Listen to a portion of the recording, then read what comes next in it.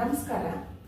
ಎಲ್ರಿಗೂ ಗೊತ್ತಾ ಯಾಕೆ ಬೆಳಿಗ್ಗೆ ತಿಂಡಿ ತಿನ್ಬೇಕು, ಮಧ್ಯಾಹ್ನ ಊಟ ಮಾಡಬೇಕು, ಇದೇ ಟೈಮ್ಗೆ ಏನಾರ ಇಂಟೇಕ್ ತಗೋಬೇಕು ಅನ್ನೋದು ಯಾಕೆ ಅಂತ ಅಂದ್ರೆ ಆಯುರ್ವೇದದಲ್ಲಿ ನಮ್ಮ ಒಂದು ಆಯುರ್ವೇದಿಕ್ ಕ್ಲಾಕ್ ಅಂತಾನೆ ಇದೆ. ಅದೇನು ಅಂತ ನಿಮ್ಗೆ ತೋರಿಸ್ತೀನಿ.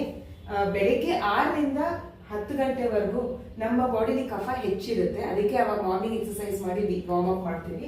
10ರಿಂದ 2 ಗಂಟೆಗೂ ಪಿತ್ತ ಹೆಚ್ಚಿರುತ್ತೆ. ಅವಕ್ಕೆ ಚೆನ್ನಾಗಿ ಊಟ ಮಾಡಿ ಡೈಜೆಷನ್ಗೆ ನಮ್ಮ ಬಾಡಿಲಿ ಕೆಮಿಕಲ್ ರಿಯಾಕ್ಷನ್ಸ್ ಎಲ್ಲ ಆಗ್ತಾ ಇರುತ್ತೆ.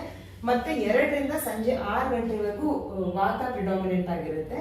ಮತ್ತೆ ಸಂಜೆ 6ರಿಂದ 10 ಗಂಟೆವರೆಗೂ ಕಫ ಪ್ರಿಡಾಮಿನೆಂಟ್. ಅದಕ್ಕೆ 10 ಗಂಟೆ ಒಳಗಡೆ ಊಟ ಮಾಡ್ಬೇಕು, ಯಾಕಂದ್ರೆ ಬಾಡಿ ಲೇಸಿ ಆಗಿ ನಮ್ಗೆ ಡೈಜೆಷನ್ ಸರಿ ಆಗಲ್ಲ ಅಂತ.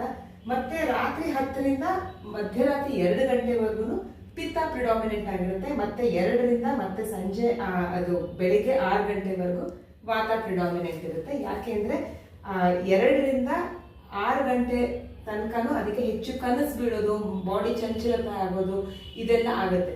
ಆದ್ದರಿಂದ ನಮ್ಮ ಬಾಡಿಲಿ ಆಗೋ ರಿಯಾಕ್ಷನ್ಸ್ ನೋಡಿಕೊಂಡು ಈ ಬಯಾಲಜಿಕಲ್ ಕ್ಲಾಕ್ ಇಂದ ನಾವು ಟೈಮ್ಲಿ ಊಟ ಮಾಡಬೇಕು. ಈ ಟೈಮ್ಲಿ ಊಟ ಮಾಡೋದ್ರಿಂದ ನಮಗೆ ಒಳ್ಳೆ ಡೈಜೆಷನ್ ಆಗ್ಬಿಟ್ಟು ಅದರದ್ದು ಏನ್ ಎಫೆಕ್ಟ್ಸ್ ಇರುತ್ತಲ್ಲ ಅದು ನಮಗೆ ಸಿಗುತ್ತೆ.